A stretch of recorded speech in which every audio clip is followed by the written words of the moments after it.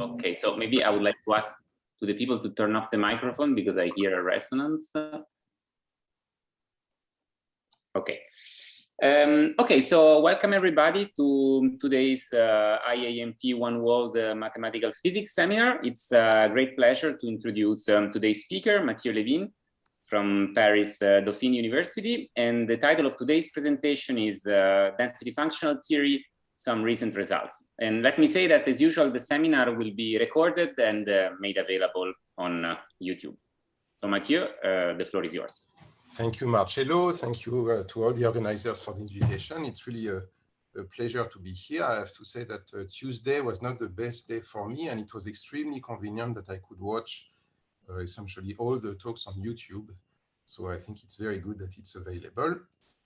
Today I'm going to talk about density functional theory, and all the results I will mention in which I took part are in a collaboration with Elliott Lieb and Robert Seiringer. So please interrupt me at any time. I would be very happy to take questions during the talk, and really do not hesitate. It's always better to interact.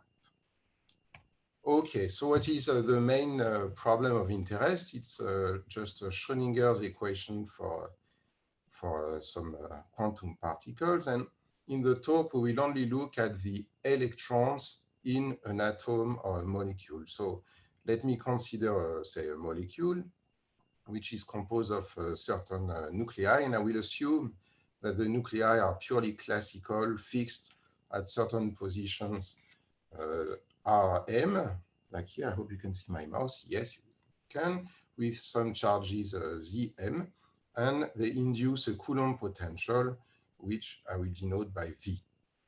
And then I have n quantum electrons, which are all fermions. And if I want to compute, for instance, the ground state or even excited states, then I have to solve this. Tu vas écouter Mathieu quand même. Ah no, okay. If I want to compute what is the state of my electrons, then I have to solve this eigenvalue equation where I have the n particle Hamiltonian. I should not forget to add the repulsion between the nuclei, but it's just a constant. Okay, so later on I will discard this constant, but of course, when you do real computations, you should always take it into account. And I will denote by HV of n, the n particle electronic Hamiltonian. Okay, so what's beautiful about this equation is that, well, it has no unknown parameter. If you give me the positions of the nuclei, like in the water molecule, for instance, then I know I have to put two protons here and there, as well as an oxygen here, and I will have 10 electrons, and I can, in principle, predict what will be the shape of this molecule if I start minimizing over the positions of the nuclei. So I have to first solve, so we really split scale. So first we solve completely the electrons, and then we get just a usual function of the positions of the nuclei. We want to minimize it, and that will tell us what is the shape of this water molecule, what are its vibrations, and so on and so forth. As many of you know, this beautiful equation is very nice, but it's essentially impossible to solve for systems like the water molecule because it's posed in very high dimension. So it's a linear equation in R to the 30 for water because you have 10 electrons. So if you do any simple discretization, you will just go nowhere. You will never be able to compute anything. And also, you should not forget the fact that psi has to be anti-symmetric, which poses some problems. Okay, so density functional theory is one of the most famous methods used in practice by physicists and chemists.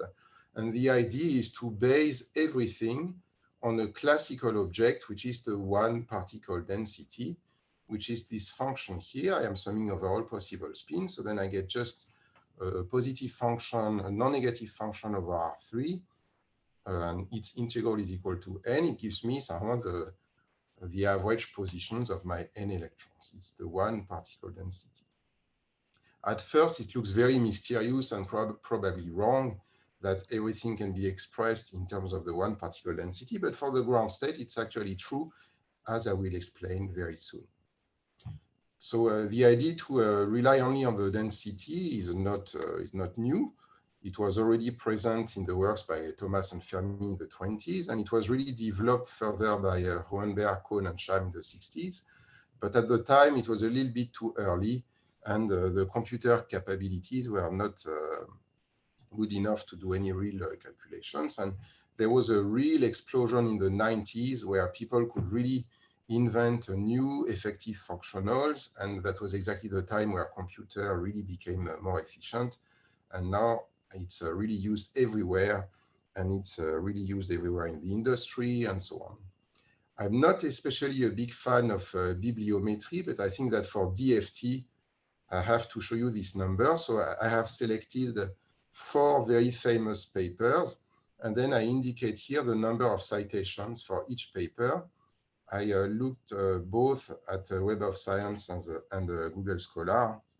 So you see that, I mean, the most famous papers have essentially about 100,000 citations, which I guess tells you immediately that these works had a real impact in science, in actually many different fields of science.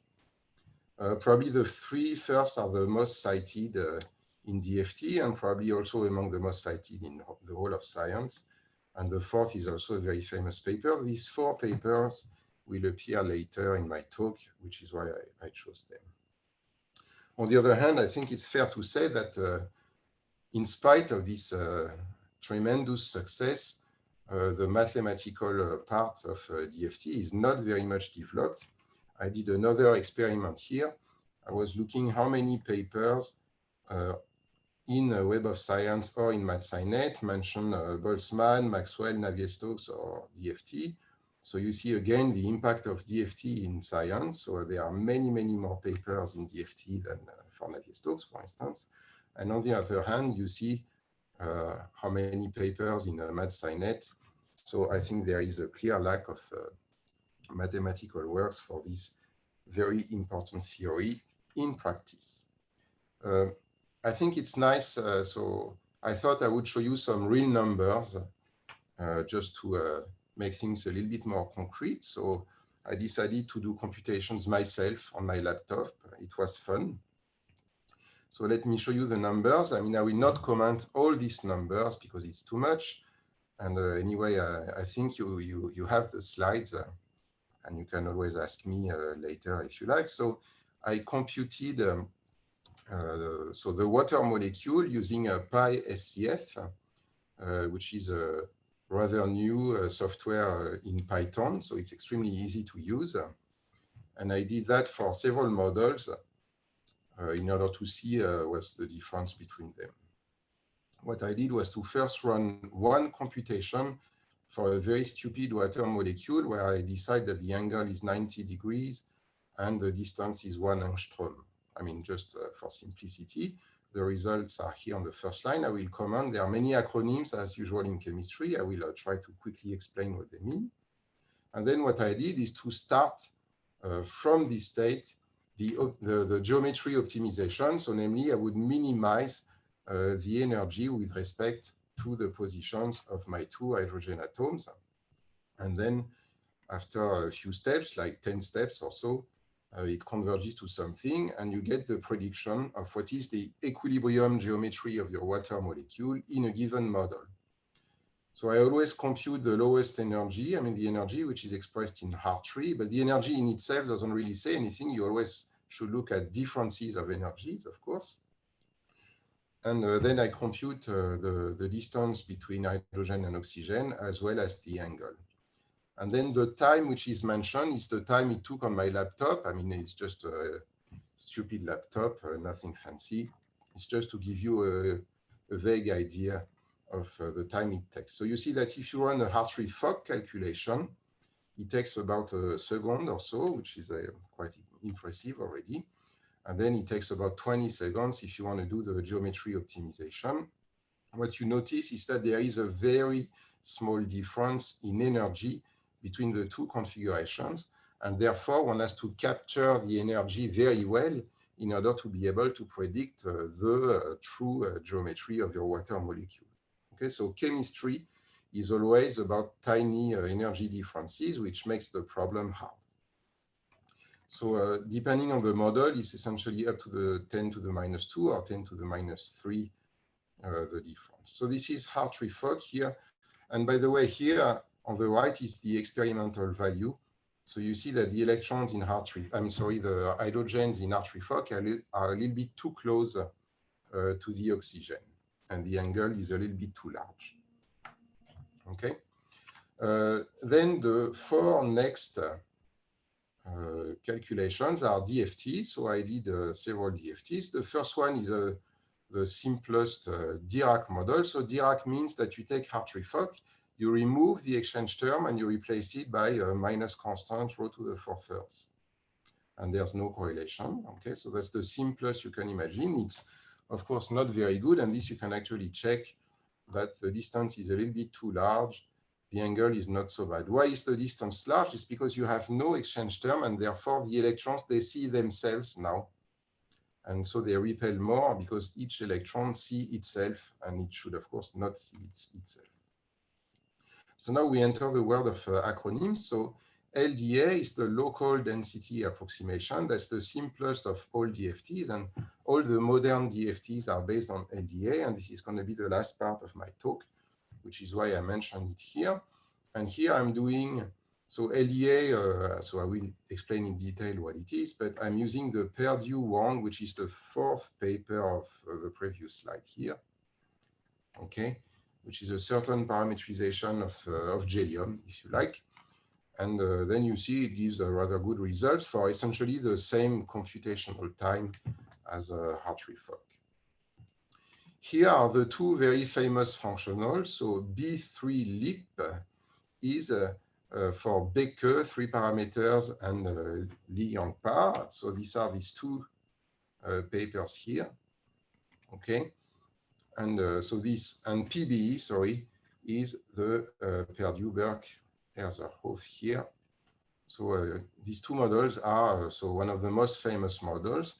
So people usually say, I'm not a chemist, so I'm just repeating what I heard sometimes, that B3 Lieb is usually quite good for chemistry, namely small molecules. PBE is better in condensed matter, so for, if you like, infinite systems. And actually, B3 Lieb has a little bit of exchange of the Hartree Fock exchange, and then the rest fully depending on the density, whereas PBE has no exchange and only densities. And in fact, you see that here, B3 Lieb is a little bit better with respect to the experimental data. Okay, so these are these 4 computations are all DFT, and then I provide 2 non-DFT computations. So the first is a multi-configuration computation. What is multi-configuration? Well, instead of doing Hartree Fock, which has only 1 Slater determinant, you take infinitely many Slater determinants, and you optimize both the coefficients as well as the orbitals inside. Okay, and so it takes much more time for a tiny gain, in a sense. I mean, the distance is a little bit better, but the angle is not so good. And then the last column is a couple cluster. So a couple cluster, single, double, and a little bit of triple, which is supposed to be one of the best methods to compute. However, it's extremely, I mean, the cost is very high. So it took 10 minutes on my laptop. If you compare it with the 20 seconds of DFT, you see, I mean, the results are better, but it's extremely long. And of course, if you start looking at bigger molecules, then there will just be no way of doing such a precise calculation.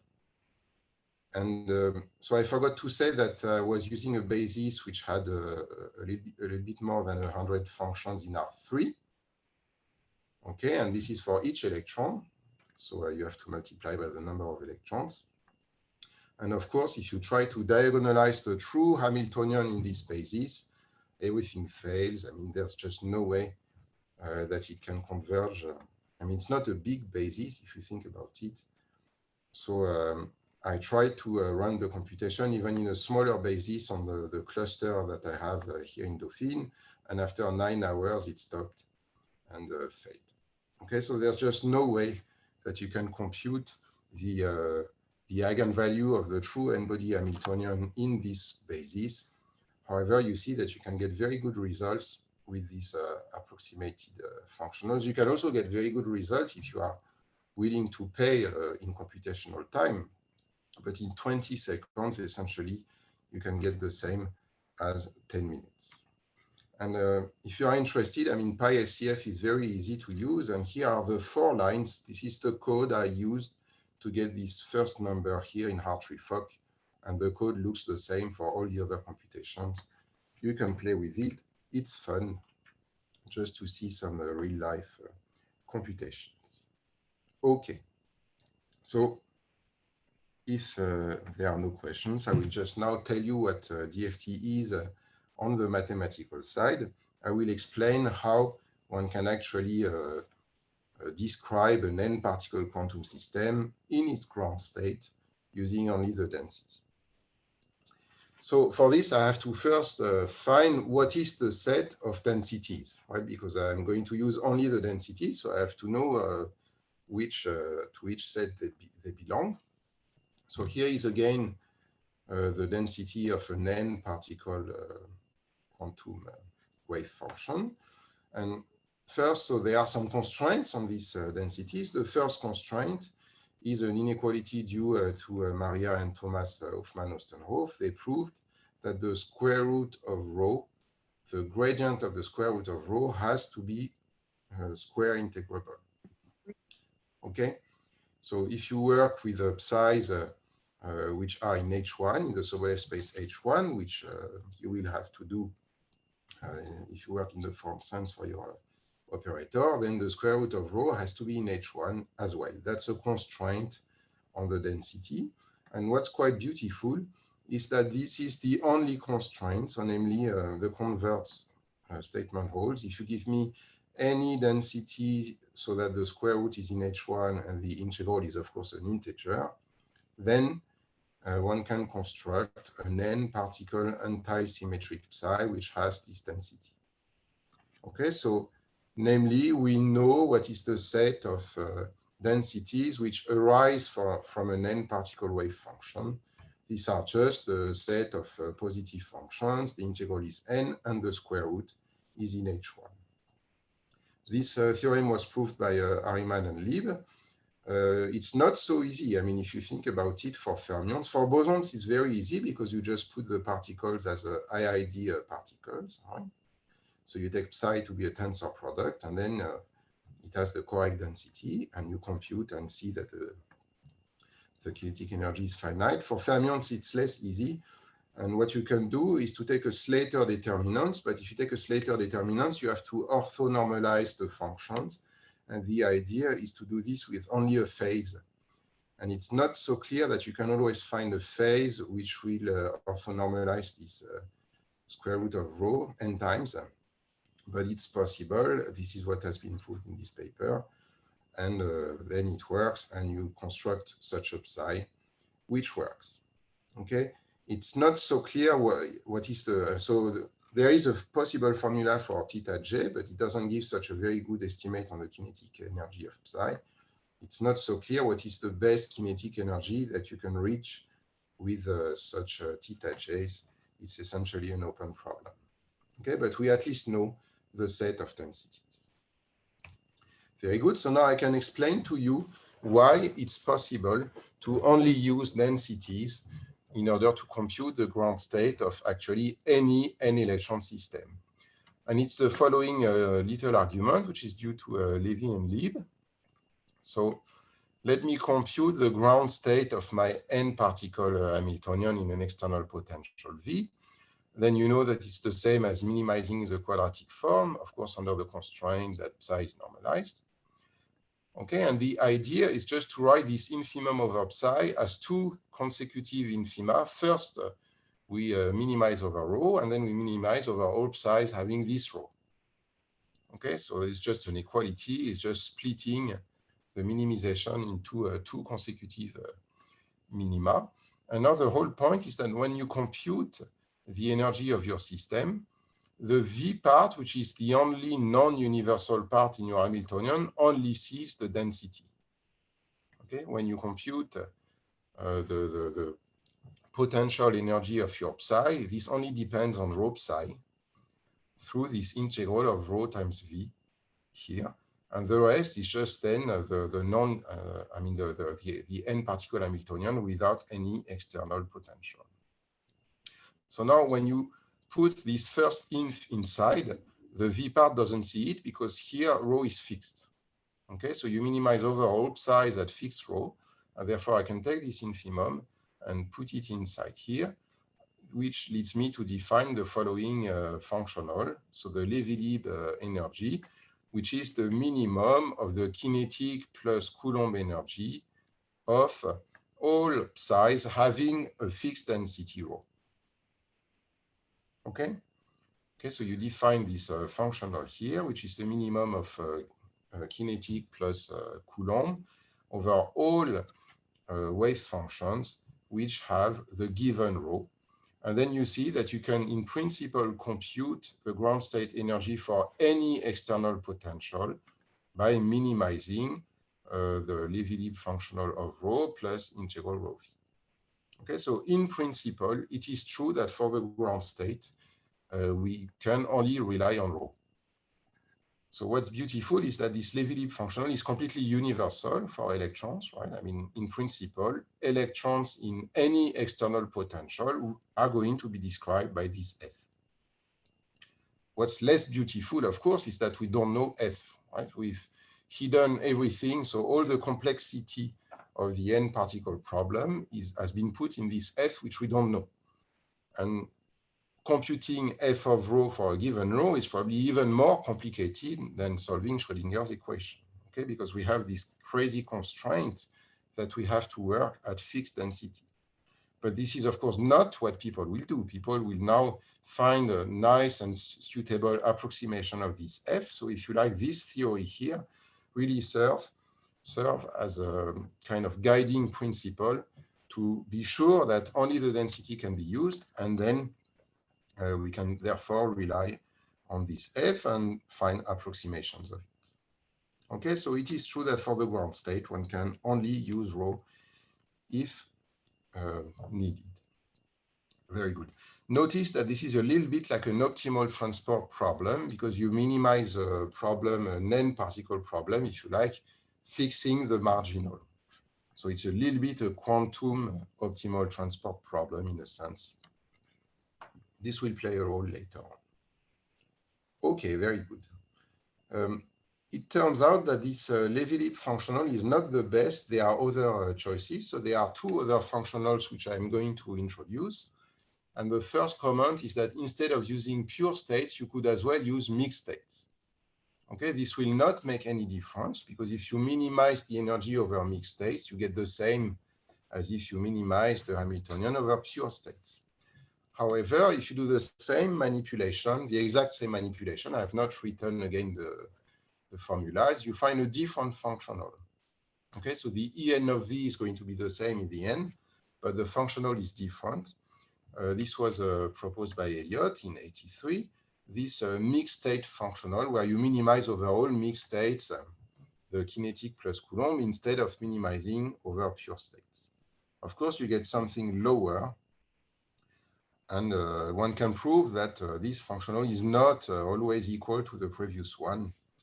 And the nice property is that it is actually convex, which will play a role very soon. So in fact, this FL is the convex hull of the previous functional, and having a convex function is good. Now you might say, very good, if we have a convex function, a natural question is to ask whether it is weakly star continuous. But this cannot be, right? Because if you take a sequence of densities which describe a system where you lose electrons, then, I mean, if you lose electrons, you can even end up with 1.5 electrons in average, right? It's allowed to lose half an electron in average.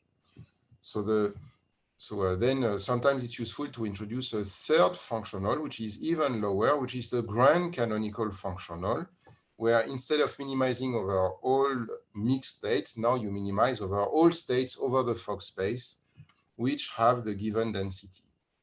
Okay, so now it's only the average number of particles which is fixed, if you like, and not the exact number of particles. So the number of particles can in principle fluctuate, but you always fix the average density.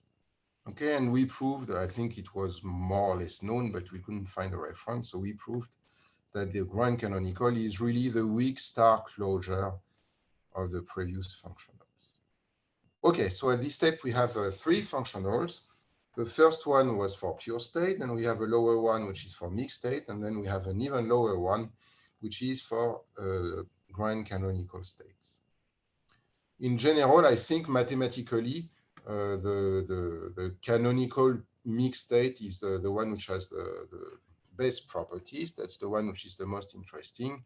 But for very large systems, it shouldn't really matter if one uses the grand canonical instead of the canonical. But there's no known explicit bounds on the difference between these 3 functions. I would like to speak a little bit about duality. So let me remind you that you get the ground state energy of your system in an external potential by minimizing FL of rho plus integral rho v. And this is nothing else but a Legendre transform of F of rho. And therefore, since F is itself convex now, so that's why it was good to have a convex function, you deduce that F of rho is also the Legendre transform of your ground state. Oops, what did I do? Sorry. Yes, of your ground state energy. Okay, so if you look at your n particle ground state energy, the En of V, and if you ask yourself what is the Legendre transform of this functional, then you get exactly Lieb's functional FL of rho. So from this perspective, they are very natural functions. So they are just Legendre transforms of what you want to compute. Okay. Although we know very well the set of densities, this I explained from the beginning, it's not very clear for which V this soup could be attained. Okay, so, or if you like, for which rho the soup will be attained for some V. I wrote here a space for which I'm sure that the soup is valid and gives me this function, but definitely this soup in many cases will not be attained. And there is a simple reason for this. Imagine that rho has compact support. If rho has compact support, I have to find a way to confine my electrons in this set, and therefore V has to be infinite outside. There's no way. If I want to confine my electrons to a set, then V has to be infinite. So it's clear that the class of potentials is not very clear. It is not very easy. We definitely have to allow V to be infinite. And it's also not very clear what we want to allow for the negative part of V. So it's not clear what is a good space for V. And it's not clear for which rho the soup will be attained. And these things are very well understood in the classical case, so for optimal transport, but they are not very well, not at all, or not very well understood in the quantum case. So I think it's believed that the class, the set of rows for which there will be a V, for which the soup will be attained, is very small. So it's perhaps even meager in the sense of Baire. And the result in this direction has been proved by Louis Garrigues, my student recently. Okay. There is something I have to tell you, which is that in all the computations, the numerics I showed you, chemists do not use approximations to the F I defined. They use a slightly more complicated point of view, which is due to Kohn-Sham, but which is not very far from what I told you. And in the rest of the talk, I will only use the Levi-Lieb point of view. But let me very quickly tell you what people actually do. So what they do is they do not really use rho as a variable. In fact, what they really do is to introduce n non-interacting electrons, so if you like, n orbitals, which are not supposed to represent the real electron. So they are just seen as some intermediate objects, okay? And then they rewrite the En of V by adding and subtracting the lowest possible kinetic energy of you can reach with n non-interacting electrons. Okay, so here are the definitions. I mean, it's essentially doing a plus and minus to a Levi-Lieb and rewriting everything in a slightly different way. Why do people do that? Well, because first, in this formulation, it's much closer to Hartree-Fock, and since they have very effective numerical algorithms for Hartree-Fock, then they can rely on the algorithms for Hartree-Fock. So even if these phi j's do not represent the real electrons, then they would use an algorithm of Hartree-Fock type. And also, I think they believe that they can get much better approximations to this exchange correlation energy in this form. But mathematically, for what I will say, it doesn't really make a difference whether you use the Kohn-Sham formulation or the Levi-Lieb, which has no orbitals and only the density. So I will not talk about Kohn-Sham anymore, but all the numerics I showed you was for Kohn-Sham. Very good. So this was the description of DFT, essentially. So why the ground state energy can be computed only in terms of this F. So we have three functionals F, the pure canonical, the mixed canonical, and the grand canonical. And now we would like to, our practitioners want to find nice, effective approximations to these universal functionals.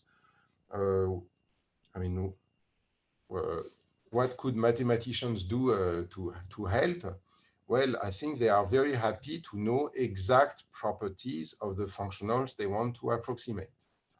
Okay, so our goal is to prove some exact properties of these three functionals, exact being the exact behavior in some regimes, or maybe some exact bounds which hold for all rows. Okay, and then sometimes they even use these exact bounds to help in order to kind of derive some of their effective functionals. So now I will tell you what is known and also what we have done about exact properties of these three functionals. I will almost not say anything about the first one.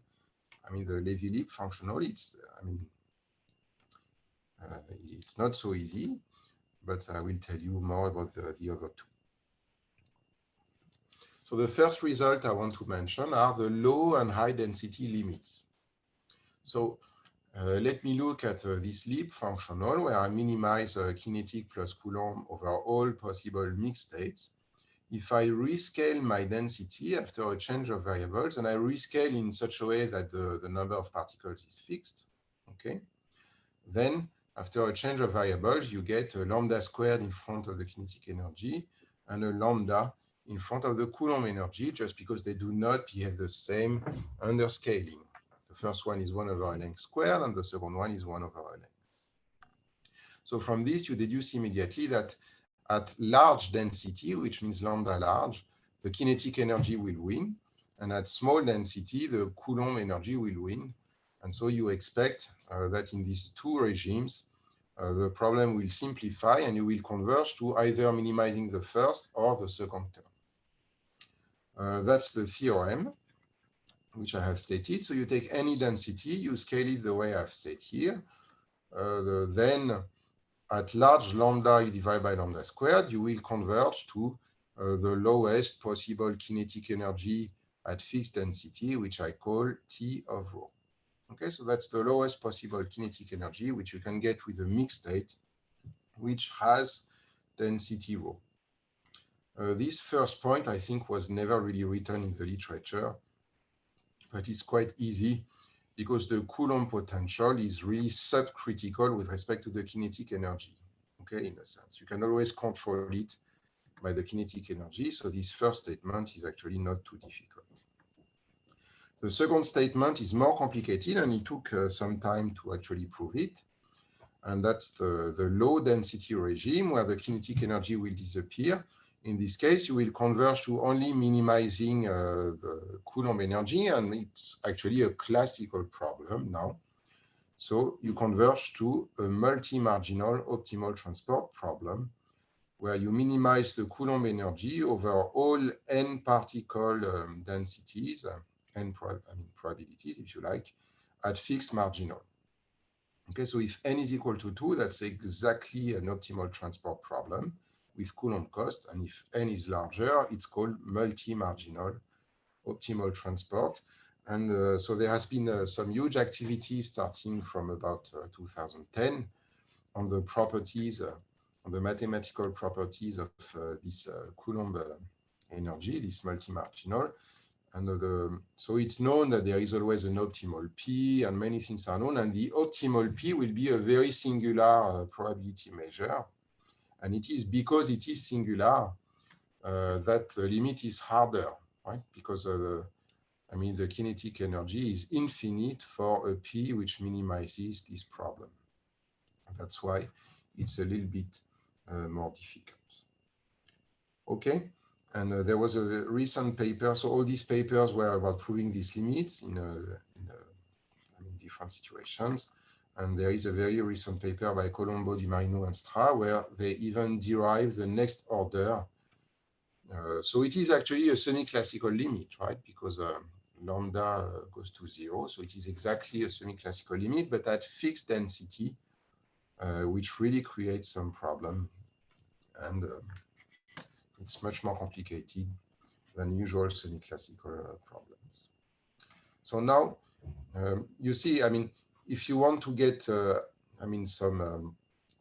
some information on the F, you can maybe start by looking at this T and FOT. Okay, you can look at these two functionals.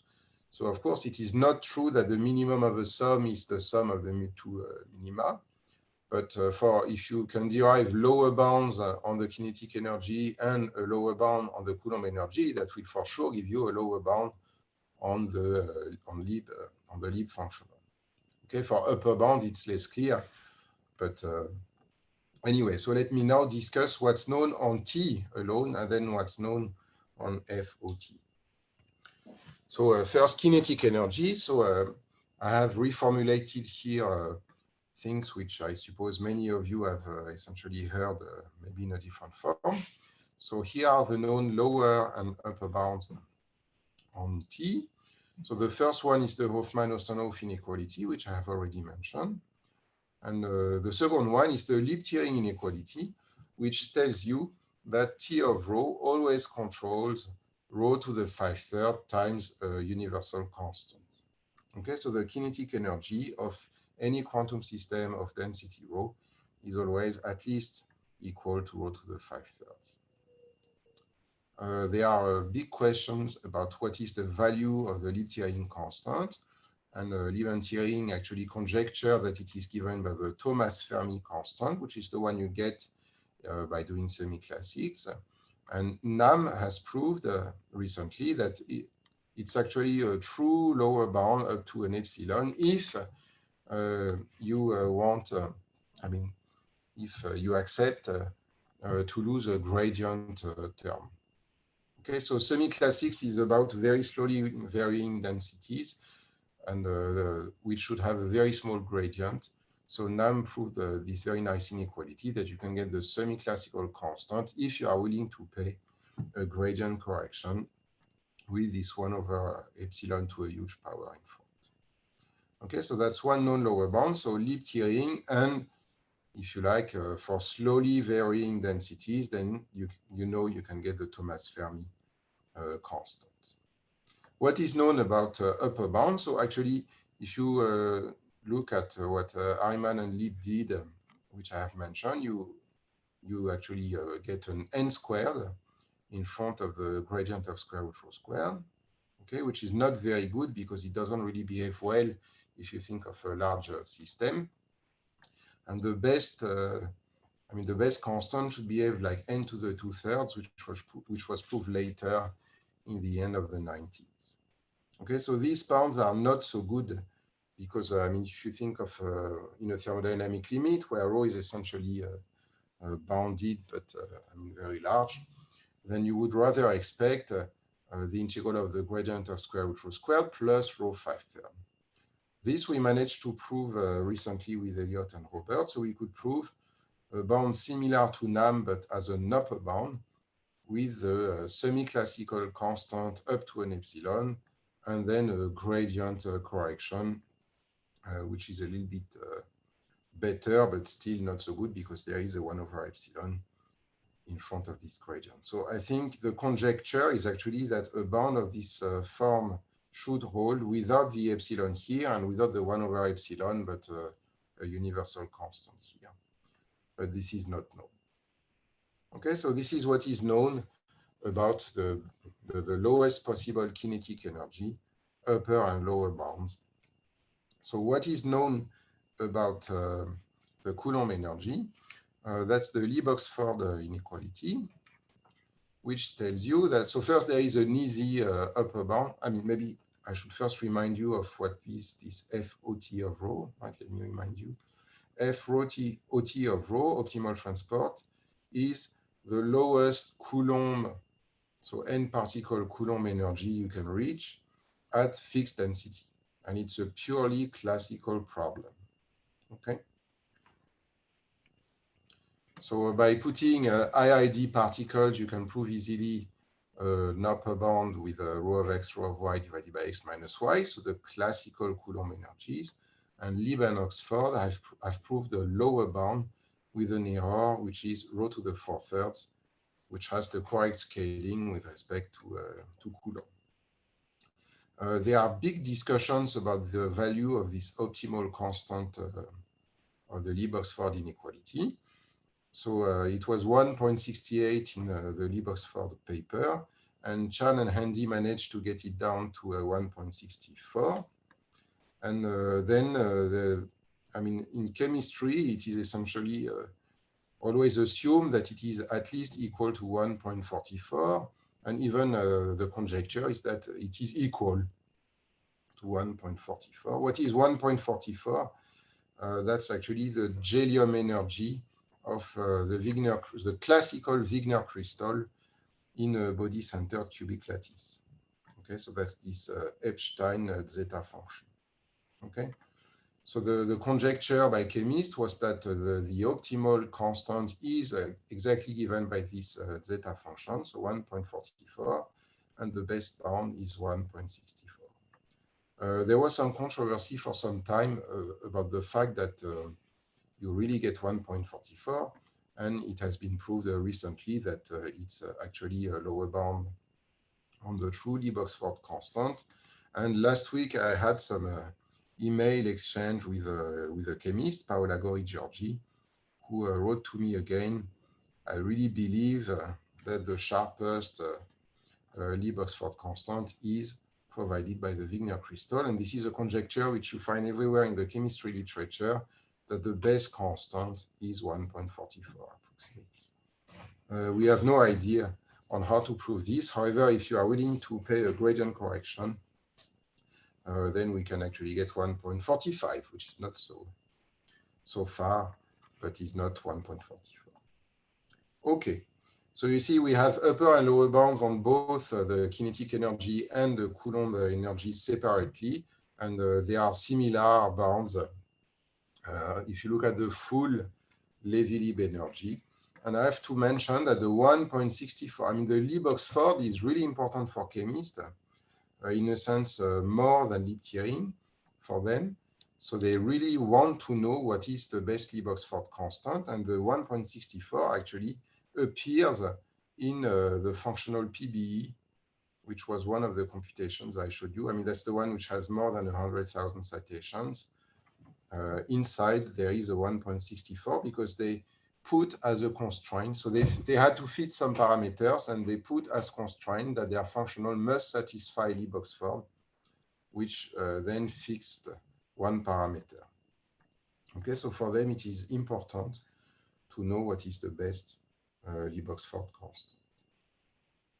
So now in the remaining 10 minutes or so, I would like to discuss what is Lda. I mean, maybe I have to show you again these computations. Let me go back. Right? So I told you that there was this Lda here, which is this model. And you have to think that essentially all the DFTs used by practitioners are improvement of Lda. So LDA is actually, for chemists and physicists, the most important DFT.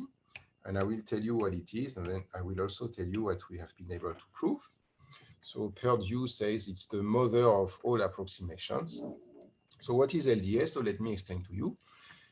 So LDA is for local density approximation. So we are going to replace our Levi-Lieb or Lieb functional by a local functional. We are going to assume it's purely local.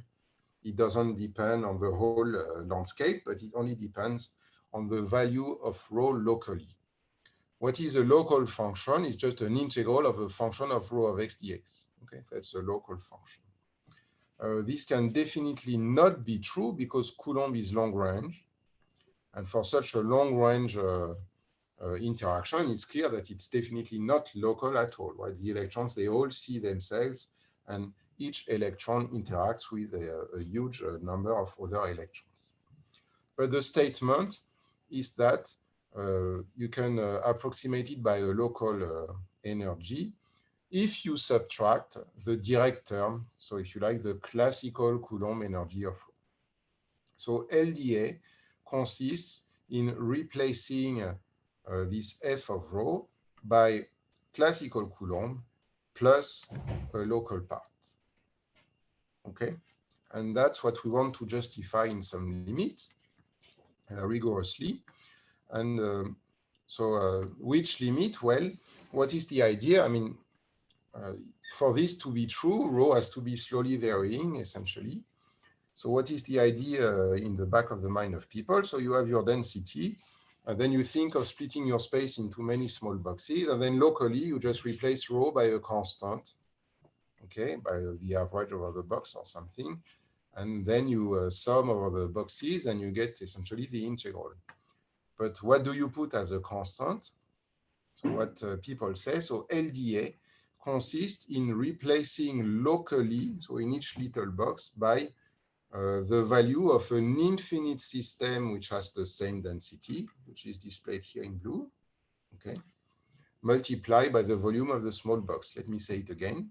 Okay, so you have your density here, then you split your space into many small boxes, and then locally you replace rho by a constant, and then your energy, you replace it by the energy per unit volume of an infinite system with a constant density times the volume dx. That's the local density approximation. So you see, it's a statistical mechanics problem because locally you replace by an infinite electron gas of constant density, and you have to compute the energy per unit volume of this infinite electron gas, that's the F. So now, in which regime is this going to be a valid approximation? Where it's going to be true if rho is very flat on very large sets, right? If rho is very flat on sufficiently large sets, so that it's essentially constant over huge balls, then probably one can replace locally by the energy of this infinite gas. Okay, so the LDA is a problem in statistical mechanics. It is about justifying a kind of thermodynamic limit where, however, your kind of landscape, so the rho of x, is not exactly constant, but it is slowly varying in space. So here is the theorem which we proved with Elliott and Robert. And so it says that there exists a constancy and a function f, but f is really what I told you. So it is the energy per unit volume to which you have to, of course, subtract the Coulomb energy of an infinite gas of density rho. And we managed to prove a universal bound, which is valid for all densities, even densities which are not small, not slowly varying, nothing, except, of course, that the bound is useful only when rho is slowly varying.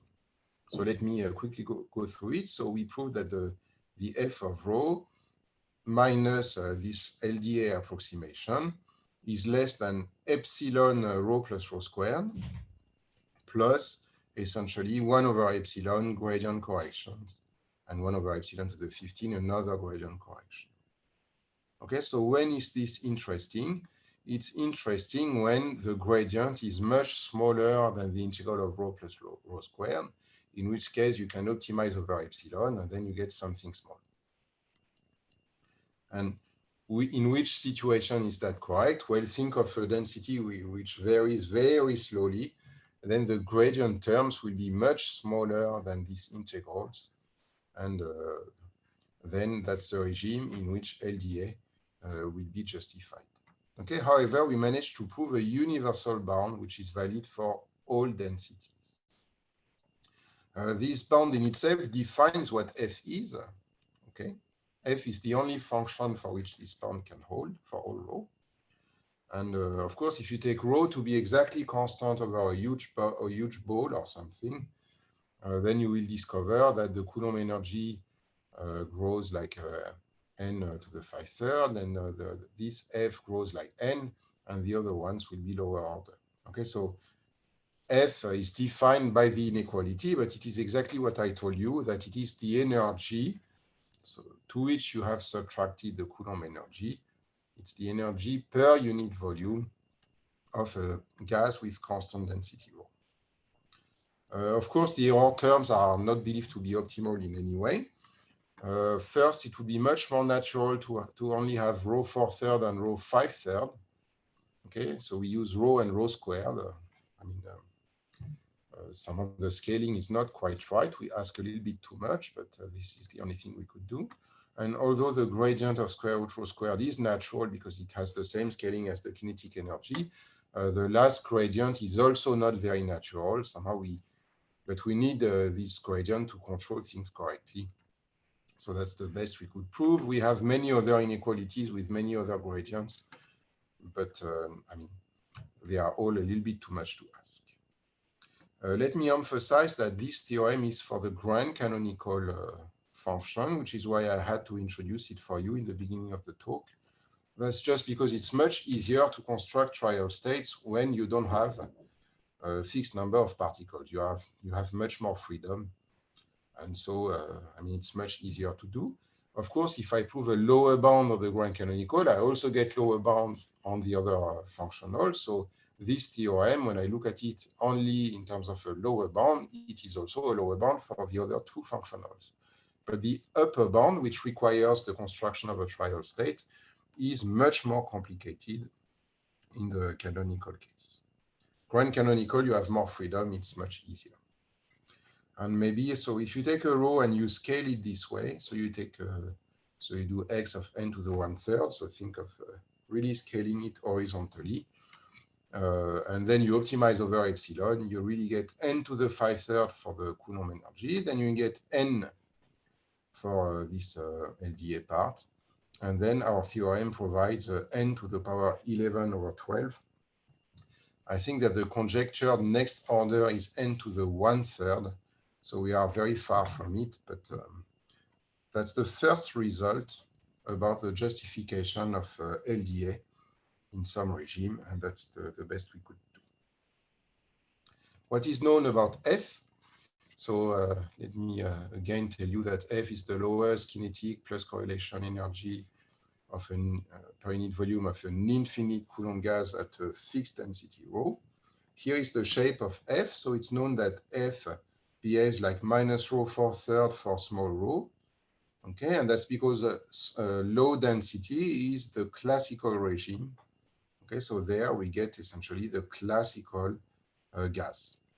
And then for large rho, it was actually proved that it behaves like rho 5/3 minus the Dirac constant rho 4/3. This was proved by Graf and Soloway. Okay, and let me mention that the next order is believed to be rho log rho, which is the famous Gell-Mein-Bruckner correction.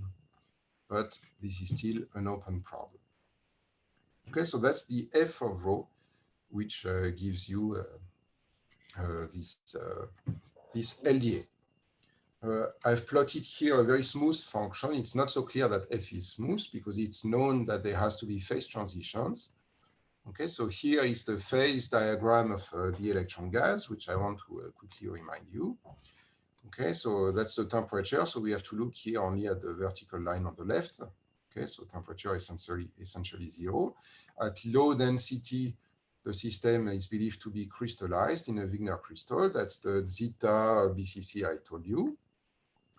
And then let me remind you that there is a spin. So there will be a phase transition to a polarized fluid. And then at large density, it will really become a quantum fluid, so unpolarized. That's the rho 5/3, blah, blah. Large density. Okay, so the F might not be as smooth as I have displayed. We know it's Lipschitz continuous, but that's the best we know. So that's about our main result on the local density approximation. I have to stop soon. So I have only 2 slides, which are just very quick. I'm just flashing 2 tools which we use to prove this theorem. So the first is about the lower bound. So the lower bound was not so difficult. So because it's the local density approximation, you have to justify locality. Okay, so you have to justify that essentially when rho is very flat, I can think that I can split my space into boxes, and then these boxes will essentially not interact with each other. For Coulomb, it's definitely a complicated problem because Coulomb is long range. So for Coulomb, if this ought to be true, then it means that screening is happening. Okay, so the Coulomb gas has a lot of screening, and it's very hard, if you think about it, how to get this screening, and this is going to be a problem for the lower bound. But there is this very beautiful inequality of Graf-Schenker, which does everything for you, which tells you the following. I will be describing only in 1 minute because I have to stop, which tells you that so here is just a bunch of positive and negative particles, Coulomb. It's a purely classical inequality, okay? So the blue are electrons, if you like, and the red are just positively charged particles. They all interact with each other. Graf-Schenker is telling you that if you split, so you look at a tiling of your space with a tetrahedra, okay, and then if you average over the position of your tiling, so meaning translation and rotation, then you will be able to find one position for which the total Coulomb energy is larger or equal than the sum of the Coulomb energies in each little tetrahedron, okay, completely neglecting the interactions between them. Okay, so it's a way to get locality for free, and this holds for any repartition of charges, if you like, positive and negative, that you can always find a tiling of your space for which you can essentially neglect interactions between boxes or between these tetrahedra up to an error which goes like the number of particles divided by L. Okay, so this inequality is really the main tool we used to say that locally, we can essentially neglect interactions between these local boxes, and then locally, then we replace rho by a constant, and then if the box is large enough, then we replace by the electron gas, and this is how we could prove the lower bound. The upper bound is actually slightly more difficult. Usually, upper bounds are easier because it's about constructing a trial state. But in density functional theory, the density is given to you, okay? And you have to reproduce this density, or you have to estimate the error you pay in case you don't reproduce it exactly. And this really complicates things a lot compared to the usual situation. The fact that we need to construct a trial state with the exact density which was given to us. If we think of boxes, of course, what we want to do is to put, take local Fermi gas, which are independent in each box, okay?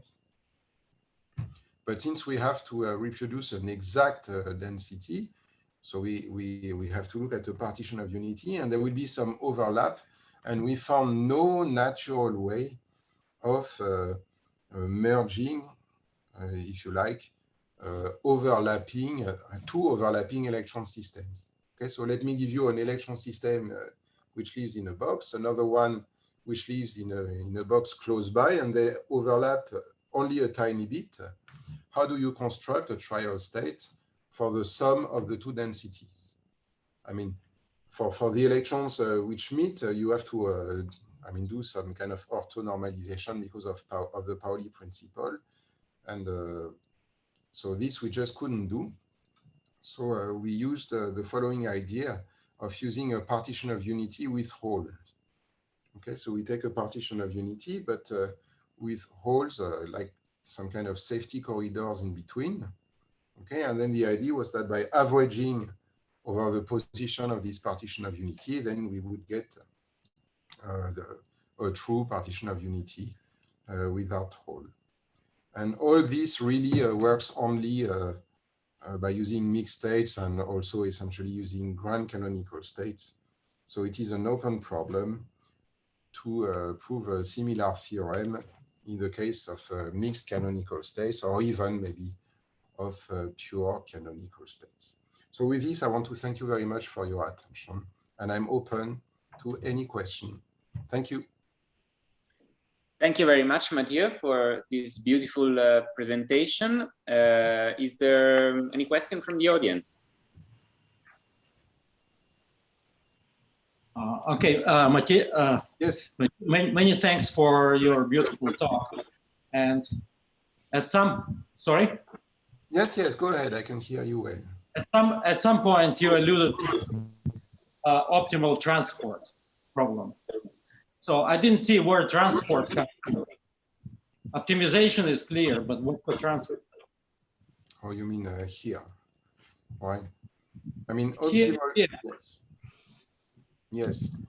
Okay, I mean, maybe the term optimal transport, I mean, is not so clear if you don't know the theory. But perhaps if I tell you what the physics is, you will get it. So what will be an optimal P?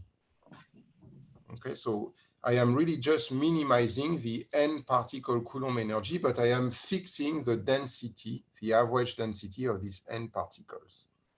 What chemists and physicists tell you is that this is the most correlated system you can think of. So your n electrons will be extremely correlated. What does extremely correlated mean? They call it strictly correlated. It means that actually the positions of n-1 electrons will be completely determined in terms of the position of one electron. Okay, so a little bit like if they sit on a crystal, if you like. Okay, so here is the transport in the optimal transport. So namely, if I know where a few electrons are, then I know exactly where all the other are. So I can think that the positions of most of the electrons is a function of the position of one or two particles in the system. Okay, and the transport map is this map which to the position of one or two electrons give me the position of all the other electrons. Okay, so it's this optimal transport theory. But from a physics perspective, it is that particles are extremely correlated. So on the support of an optimal P, you will only see delta functions, if you like. I don't know if it's clear, Michael. Okay, so I will chew on that. Thanks. Other questions? Yeah, so I would have one question actually on your numerical experiments, right? The computing ground state energy of the water molecule. At first sight, it seems actually quite surprising that something as crude as Hartree-Fock will actually give rather reasonable answers like this. So it seems like no matter what you do, you get it sort of right. Is it understood why that's the case? Well, I think it depends a lot on the system. So here I took water because I didn't know what to take. But for chemists, they know which molecule is easy and which molecule is difficult. Okay, so for some molecules, Hartree-Fock will be very bad, and for some, it will be very reasonable. One has to always be very careful because, I mean, it looks like it's very close, but it's not clear that for chemists, it is very good, no? I mean, it looks like you get it almost right, but it's not clear whether whether you get it at the precision which is really wanted for chemists. I mean, if you think of much more complicated molecules where you want to know whether some reaction will happen or not, then you may need to work to, I don't know, many digits. So it's true. I mean, in a sense, these numbers are maybe not so impressive because they look all very close to each other. On the other hand, it may be my fault because I choose water. Maybe it was not such a, but I'm not a chemist, so I chose what I could. But I have to say, I'm not sure if such a result is precise enough for a chemist. We should ask chemists. No, I understand, but that's not really the question. I guess I'm just surprised. You know, it could have come out some completely different number a priori, right? Yes, yes, that's correct.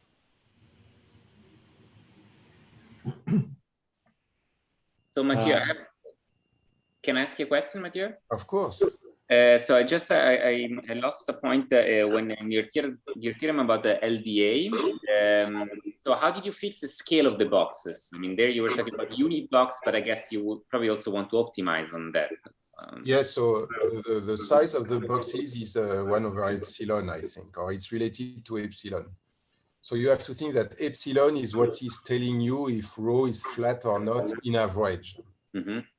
Okay, so actually in our proof, so there's a scale L, which is the size of the boxes. Mm-hmm. This L has to be large in order to be able to replace by the infinite electron gas. Mm-hmm. And then we do bounds. And then I think epsilon is 1 over L to some power. Okay, so the scale is hidden in epsilon. So we just reformulated the theorem this way, but of course, epsilon gives you what's the average scale. Okay, and you see, I mean, somehow we use the same scale everywhere, which is probably wrong. But I mean, already graph Schrödinger, which we use for the lower bound, I mean, the boxes are the same, are all of the same size. One would, I suppose, like to do something which is more refined depending on the exact value of rho or the local variations of rho. But this we don't know how to do. Yeah, okay, I see. Thanks. Other questions? Yes, I have another question. Yes. You've discussed that if you consider the ground states, you can, it is sufficient to consider the one particle density. If you were to consider the thermal equilibrium at a positive temperature, that probably wouldn't work precisely, right? Or what would happen in that case? No, yes, I mean, you can, so everything I have defined, you can do at positive temperature. And, I mean, the theory is essentially the same. We have not tried to do LDA at positive temperature. I mean, I suspect a similar proof would do. So no, I mean, positive temperature is no problem here. You work at fixed density, okay? So I mean, so of course there are constraints on your density. I mean, to make sure that the positive temperature makes sense, probably you want to ask that rho log rho is in L1 or something like that. But otherwise, I think, I mean, you can generalize many of these bounds to the positive temperature case.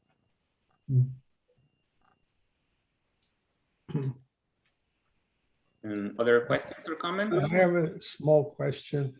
How flat is this water molecule, the energy as a function of angle? How flat is it? Yeah, it's a good question. I mean, from the numbers, it looks quite flat, but I think, again, it might be a misinterpretation. I mean, it's not clear that this minus 76 means anything. So, I mean, it looks quite flat, right? you should always look at differences of energies, right? Or, Yeah, where do I see that on this slide? I'm sorry, you say I can see something about flatness from this slide. Is no, that not quite. I'm just giving you two numbers, okay? I mean, two is small information about flatness, right? But I'm giving you the energy of angle 90 degrees. okay? And then the energy of angle essentially 100 and something. And you That's see very flat.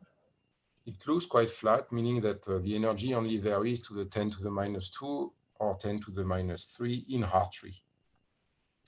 So yes, it is quite flat. That's why you have to do quite precise computations in order to get the real chemical properties of your molecule. Oh. Okay, thank you. Looks like I have a phone call. Is there any other question from the audience or any other comment?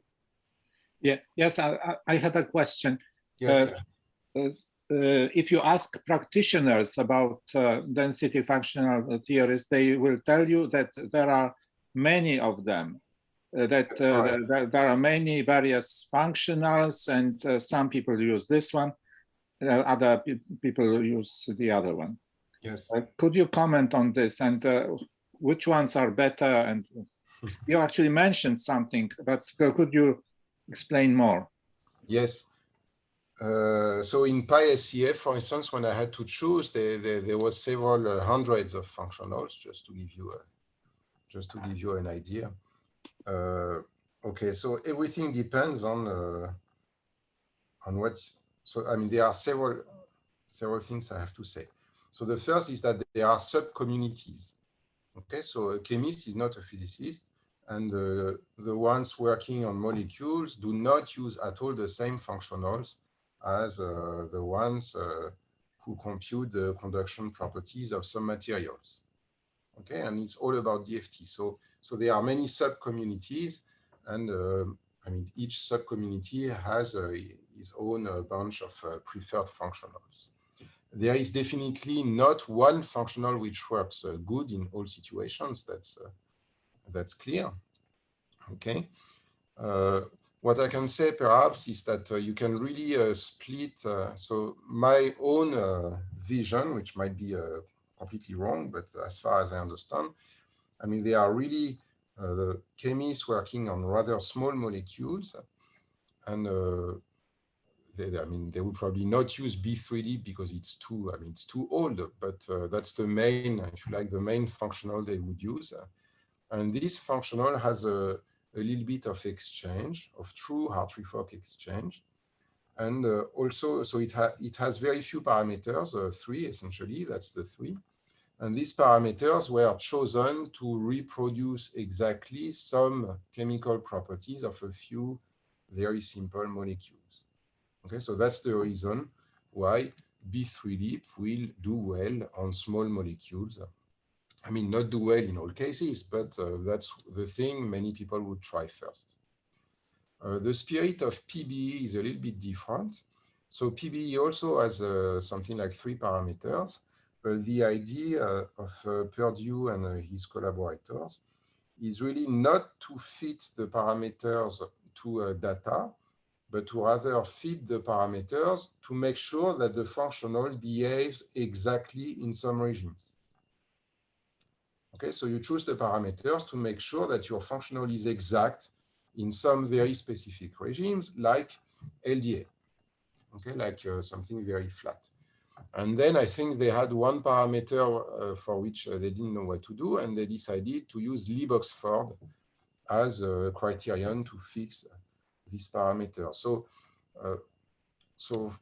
it looks a little more mathematical in a way because you don't fit to data, but you fit the parameters to a theory, but it doesn't mean you will get better results this way. Nevertheless, I think that PBE is famous. I mean, it has this 100,000 citations, so it's also known to work very well or in average in many situations, especially in condensed matter, which is not a big surprise because it has this uniform electron gas appearing. And therefore, it's better if rho is essentially flat. Okay, so, and the last thing I have to tell you is also that, I mean, a good functional depends on how much you want to pay in computational time. Okay, of course, some are known to give better results, but sometimes, I mean, you have to compute for days. And then depending on the application, it depends whether you are willing to pay this computational time or whether just a rough idea is enough. Okay, so that's what I can say. So there are several subcommunities. There are also several different ways of getting the functionals, either fitting to data or fitting to some exact properties. And then, I mean, the best ones, they do well in many situations, but they will certainly not do well in all situations. And then a chemist and a physicist knows which one is better for which situation. For instance, if in PBE you put a little bit of exchange, then you get results which are very similar to the column here. This I checked. Okay. So that's what I can say. I don't know if it's... What does it mean, a little bit of exchange? I mean, so there is an exchange term with a parameter. And yes, you do like 20% of exchange and 80% of your DFT approximation of exchange, meaning a function of rho only, like rho for third or more complicated. Okay, so the B3 Lieb has 20% of exact exchange, which makes sure that the electrons, at least they don't see themselves too much. Exact exchange means that it is not just density functional, but... Yes, exactly. Okay, yes, that's... And that's in this Kohn-Sham. Let me show you Kohn-Sham again. So in Kohn-Sham, you have n orbitals. Okay, so you can compute an exact exchange for these n orbitals. Okay, so you have n phi j's. And then here, so here is a real DFT, namely I have a kinetic plus Dirac plus a pure function of rho. So B3 Lieb does not fit in this category. It's called a hybrid functional because actually you put a little bit of true exchange, which you cannot compute using only rho, but you can compute with the phi j's. Yeah, but does it mean that that the Hartree-Fock would be just better than any density functional? No. I mean, if you look again at, so Hartree-Fock has no correlation. So Hartree-Fock is very good for exchange, but exchange sometimes takes a little bit longer to compute. So it depends how much you want to pay again. And it has zero correlation. So correlation is very important. Okay. Especially at low density, right? If again, I show you the, sorry to change all the time, but at low density, if the density is extremely low, I know I converge to this multi-marginal optimal transport problem where my electrons are just strictly correlated, extremely correlated, and Hartree-Fock will do very badly there. Okay. Sorry, but when you mentioned the exchange, so this is computed starting from those orbitals, which, yes, as you said before, they're not really related to the electronic properties, right? Exactly. So either you think that you are perturbing Hartree-Fock, that's the way I think about it. Okay, so I take Hartree-Fock and then I add some terms to, to describe correlation effects. But this is never the way they said it. It's never the way they explain it. They always explain it the way I told you, because the way I told you, it's still a universal functional which is known to give the exact answer. So you can use n orbitals if you like. Mm-hmm. Okay, but in my mind, I think that I'm just perturbing Hartree-Fock. Mm-hmm. Okay, so in my mind, all these five first columns is just doing Hartree-Fock and then perturbing Hartree-Fock a little bit by a function of rho and some gradients of rho. Mm-hmm. I have to tell you that B3 Lieb and PBE, they use gradients of the density just to really adapt to the fact that rho is not exactly constant. And this is how you improve on LDA, which is assuming rho is exactly constant, by just adding some gradients. And so they have a whole theory of what are gradient corrections to the true infinite Fermi gas, interacting Coulomb gas. And So it's also very interesting to try to get gradient terms in our LDA theorem, for instance, but that's very difficult. Okay, thanks. Other comments? Yeah, could I ask you about what is ionization? Do you have an idea what ionization energy is for the water? No, actually, so it's a good point. So this 76, I couldn't compare to anything, right? Because, I mean, experimentally, the absolute energy doesn't really make sense. But it's correct that I could look at ionization and then see, I don't know. It's a good, so this you can compute also, right? Huh? You can compute. How can you compute it in a density functional theory? Yes, I mean, you compute water and then you compute H and O separately. I mean, I don't know if you want to fully, if you want to completely, I mean, look at HO and H completely far away from each other and compute the energy, for instance. This you can do, yes, of course. And then you subtract. Let me mention, maybe this I should have mentioned, that the basis set is made of functions which sit exactly, Gaussians actually, or polynomials times Gaussian, which sit exactly at the 3 locations of the 3 atoms. Okay, so I think that this basis has about 30 functions around each hydrogen, and then the rest around the oxygen. So if you, I mean, if you separate your molecule, then you can still use the same basis, and it's going to be consistent. So you can compute ionization energy inside your basis. You did not want to remove only 1 electron, or what did you want to do? Well, to begin with, I would like to remove 1 electron, and the second is to move some of the cluster or atoms away. Yeah, I mean, you can do everything. You can even play with it yourself with PySCF. It's really just about these 4 or 5 lines. Yeah, you just change parameters, right? Yeah, it's just change. I mean, look here, So I just said that O I put at 0, H I put at 1, 0, 0, and the other one at 0, 1, 0. And then you run it and you get the result. And where's the number of electrons? It's computed automatically. So I guess you would have to tell that you don't want to put 10 electrons, but 9. But can you put n plus 1? So 11? I guess, yes. I mean, I don't know how to do it, but one has to go through the Right. Okay. Thanks. Okay. So I would thank Mathieu, and in case there is any other question, we can just continue discussing after, well, now in the informal discussion. So thank you very much, Mathieu. Thank you.